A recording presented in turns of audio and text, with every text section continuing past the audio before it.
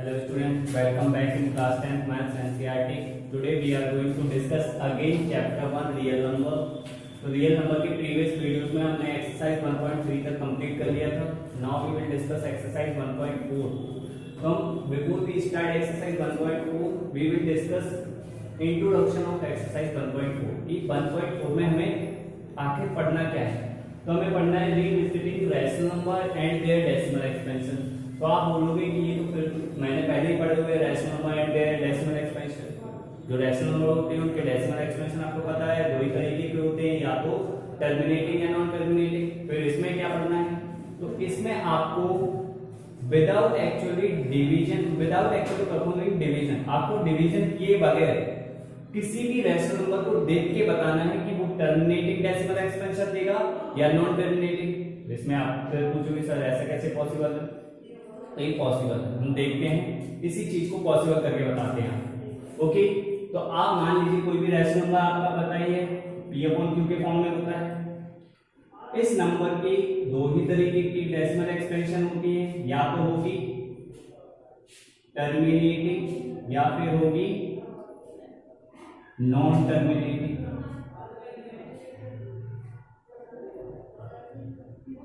Non terminating but repeating. अब आपको किसी भी नंबर को देख के बताना है कि वो टर्मिनेटिंग डेसिमल एक्सपेंशन देगा या फिर नॉन टर्मिनेटिंग बट रिपीटिंग. देखिए रैशनल नंबर में नॉन टर्मिनेटिंग नॉन रिपीटिंग होता ही नहीं, वो तो रैशनल होता है. हम किसकी बात कर रहे हैं, सिर्फ रैशनल नंबर. तो रैशनल नंबर आपका P अपॉन Q के फॉर्म में होता है. ये टर्मिनेटिंग कब देगा, नॉन टर्मिनेटिंग. तो आप क्या करेंगे, जो Q है, जो भी आपका रैशनल नंबर गिवन होगा उसका जो डिनोमिनेटर होगा सिर्फ उसको देख के ना, उसको ही देख के आप बता सकते हैं सिंपली कि वो टर्मिनेटिंग है या फिर नॉन टर्मिनेटिंग बट रिपीटिंग. कैसे, तो जो Q है आपका उसका आप करेंगे प्राइम फैक्टराइजेशन. आप करेंगे इसका prime factorization of Q. Prime factorization of Q करेंगे. अगर Q का प्राइम फैक्टराइजेशन आता है 2 की पावर n मल्टीप्लाई 5 की पावर n फॉर्म का. अगर प्राइम किसी भी रैशनल नंबर के Q का जो प्राइम फैक्टराइजेशन करेंगे और वो अगर आता है 2 की पावर n मल्टीप्लाई 5 की पावर n फॉर्म का, या फिर 2 की पावर m फॉर्म का, या फिर 5 की पावर n फॉर्म का, तो आप सिंपली बोल देंगे कि ये हमें टर्मिनेटिंग डेसिमल एक्सपेंशन देगा. देख के ही आपको डिवीजन करना ही नहीं है कि टर्मिनेटिंग आ रहा है कि non terminating but repeating. Simply आपको आपका डिनोमिनेटर देखना है, डिनोमिनेटर का प्राइम फैक्टराइजेशन करेंगे, और अगर वो प्राइम फैक्टराइजेशन 2 की पावर m मल्टीप्लाई 5 की पावर n फॉर्म का आता है तो आप सिंपली देख के बता देंगे कि वो आपको टर्मिनेटिंग डेसिमल एक्सपेंशन देगा. अब नॉन टर्मिनेटिंग बट रिपीटिंग कब देगा, तो फिर से वही अगेन आपको सिंपली करना क्या है, प्राइम फैक्टराइजेशन ऑफ Q का प्राइम फैक्टराइजेशन करेंगे, और अगर वो इस फॉर्म में नहीं आता है, किस फॉर्म का नहीं होना चाहिए, not form, not in this form. कौन सा, 2 की पावर m मल्टीप्लाई 5 की पावर n, इस फॉर्म का नहीं आता है. इस फॉर्म का आएगा तो वो तो टर्मिनेटिंग देगा. इसके अलावा कोई भी फॉर्म आ जाए, कोई भी, तो आप सिंपली वो आपको देगा non terminating but repeating. For example मैंने लिया 3 अपॉन 8. अब मुझे आपसे पूछा गया कि इसकी डेसिमल एक्सपेंशन टर्मिनेटिंग होगी या नॉन टर्मिनेटिंग बट रिपीटिंग होगी. तो सिंपली आप इसको देखिए, इसका डिनोमिनेटर, ये रहा आपका डिनोमिनेटर. डिनोमिनेटर की करिए प्राइम फैक्टराइजेशन. डिनोमिनेटर की प्राइम फैक्टराइजेशन यही होंगी, मतलब 2 की पावर 3 आपने किया तो आपको मिला 2 की पावर 3. 2 की पावर 3 इतनी से 2 की पावर m फॉर्म का है, तो आप सिंपली बोल देंगे, देखिए कि ये आपको देगा टर्मिनेटिंग डेसिमल एक्सपेंशन. क्या देगा, टर्मिनेटिंग डेसिमल एक्सपेंशन. मान लीजिए अब आता है कोई आपका 3/7. ये एक एग्जांपल हो गया. ये आपका इसका प्राइम फैक्टराइजेशन करिए Q का प्राइम फैक्टराइजेशन करेंगे तो इसमें ना तो 2 का कोई फैक्टर आएगा, ना ही कोई 5 का फैक्टर आएगा. कोई 2 का फैक्टर नहीं है, मतलब 2 की पावर समथिंग में नहीं है, 5 की पावर समथिंग में नहीं है। इसका मतलब ये आपको क्या देगा, non terminating but repeating decimal expression.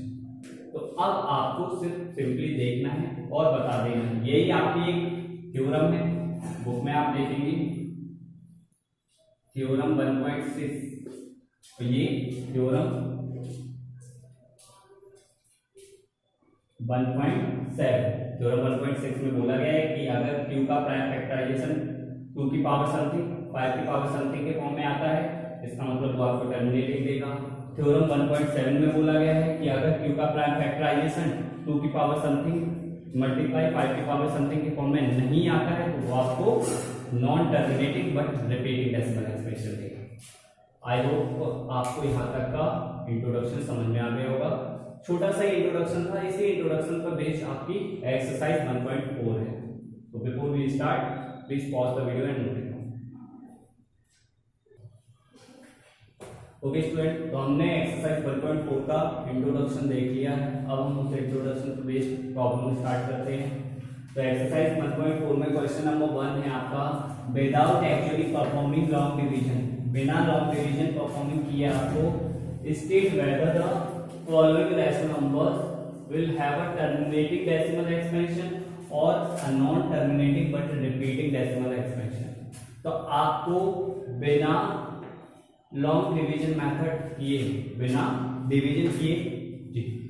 Division किए आपको ये बताना है कि ये आपको टर्मिनेटिंग डेसिमल एक्सपेंशन देगा या फिर non terminating but repeating decimal expansion देगा।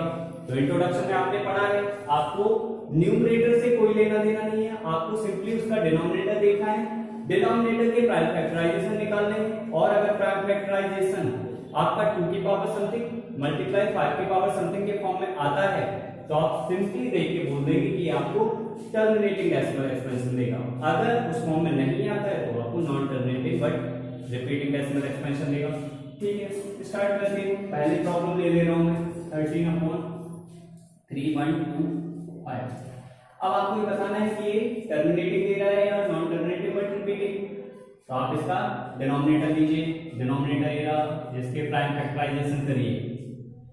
ठीक है, तो 2 से सबसे पहले छोटे नंबर से स्टार्ट करते हैं। 2 से डिवाइड नहीं होगा, 3 से भी डिवाइड नहीं होगा तो 5 से करते हैं। 5 से हो जाएगा 5 6 जा 30, 5 2 जा 10, 5 5 जा 25। अगेन 5 से 5 1 जा 5, 5 2 जा 10, 5 5 जा 25। अगेन 5 से 5 2 जा 10, 5 5 जा 20। अगेन 5 से 5 5 जा 25, 5 से 110।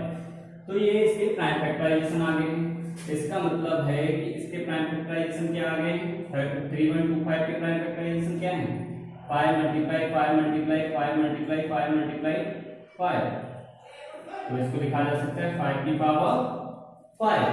मैंने आपको बताया ये इंट्रोडक्शन में कि ये आपका डिनोमिनेटर 5 की पावर समथिंग के फॉर्म में है, 5 की पावर समथिंग के फॉर्म में है। इसका मतलब ये आपको ये रैशनल नंबर आपको टर्मिनेटिंग डेसिमल एक्सपेंशन देगा। क्या देगा, टर्मिनेटिंग डेसिमल एक्सपेंशन। क्या देगा, टर्मिनेटिंग डेसिमल एक्सपेंशन देगा। यहाँ पे आप चाहो तो ये भी मैं आपको समझाने के लिए लिख के दे रहा हूं, हियर डिनोमिनेटर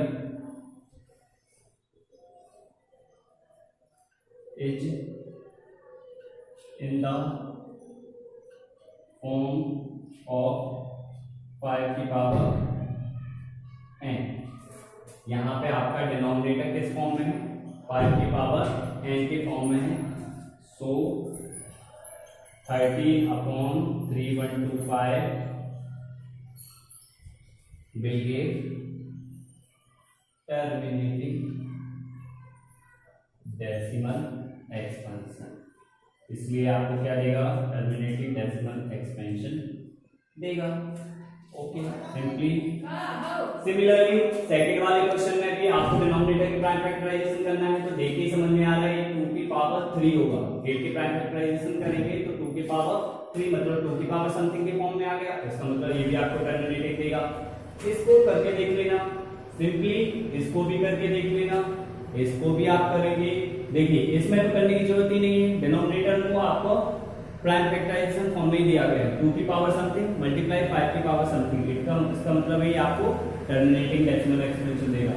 यहाँ पे देखिए इस वाले क्वेश्चन को देखिए, 7th बार 7th में है 129 अपॉन 2 की पावर 2, 5 की पावर 7 और 7 की पावर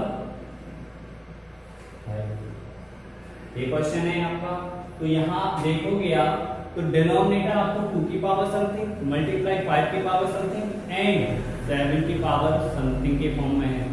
तो अगर कोई भी पूरा का पूरा जो प्राइम फैक्टराइजेशन है, जो आपका डिनोमिनेटर है उसका प्राइम फैक्टराइजेशन अगर 2 की पावर n मल्टीप्लाई 5 की पावर n समथिंग में भी आए, उसके अलावा किसी और फैक्टर की फॉर्म में भी हो, तो वो आपका इस फॉर्म में नहीं माना जाएगा। इसका मतलब ये आपको टर्मिनेटिंग डेसिमल एक्सप्रेशन नहीं देगा। इसका मतलब आप यहाँ पे बोल दोगे here denominator is not in the form of 2 की पावर समथिंग मल्टीप्लाई 5 की पावर समथिंग। अगर इस फॉर्म में नहीं है तो ये आपको क्या देगा, non terminating but repeating decimal expression. तो आपको ऐसा नहीं लिखना है, आपको ये लिखना है here denominator is not in the form of 2 की पावर समथिंग मल्टीप्लाई 5 की power something. It means this rational number will give you non-terminating but repeating decimal expansion। इसमें देखिए 8th वाला, तो 8th वाले में आप पहले देखिए न्यूमरेटर देखिए और डिनोमिनेटर देखिए। न्यूमरेटर और डिनोमिनेटर के बीच में कुछ कॉमन है, इसका मतलब न्यूमरेटर और डिनोमिनेटर कैंसिल आउट हो सकते हैं किसी एक नंबर से, तो वो आपको पहले ही कर देना है। अगर आप इस फॉर्म में आप निकालने जाओगे इसके प्राइम फैक्टराइजेशन, तो 15 के प्राइम फैक्टराइजेशन आएंगे 3 मल्टीप्लाई 5। इसका मतलब ये 3 की पावर समथिंग के फॉर्म में भी है, इसका मतलब ये नॉन टर्मिनेटिंग बट रिपीटिंग देगा। पर जब आप इसको थोड़ा सा सिंप्लीफाई करोगे, सिंप्लीफाई करने का मतलब क्या है, इसको आपको किस फॉर्म में लाना है, सिंपलेस्ट फॉर्म में लाना है। जो आपका रैशनल नंबर होता है, जो रैशनल नंबर का फॉर्म होता है, उसको आपको सिंपलेस्ट फॉर्म में रखना है। जो भी कॉमन है उसको काट दीजिए। तो इसके बीच में क्या कॉमन है, देखिए 3 से ये भी कट जाएगा, 3 से ये भी कट जाएगा, 3 2 जा 6 और 3 5 जा 15, तो 2/5। अब आप इसका डिनोमिनेटर देखिए, अब आपका डिनोमिनेटर 5 की पावर समथिंग के फॉर्म में है, 5 की पावर समथिंग के फॉर्म में है। इसका मतलब ये आपको देगा टर्मिनेटिंग डेसिमल एक्सपेंशन। तो यहां से एक और कॉन्सेप्ट समझ में आ गया कि जो आपका P/Q का फॉर्म होता है वो हमेशा किस फॉर्म में होना चाहिए, सिंपलेस्ट फॉर्म में। सिंपलेस्ट फॉर्म का मतलब कि इन दोनों के बीच में कुछ भी कॉमन नहीं होना चाहिए। कहने का मतलब है कि P और Q आपके को प्राइम नंबर्स होने चाहिए। प्रीवियस एक्सरसाइज में आपने देखा है कि प्राइम नंबर्स क्या होते हैं, वो नंबर जिनके बीच में कुछ भी कॉमन नहीं होता है। इसका मतलब ये आपको सिंपलेस्ट फॉर्म में लाना है।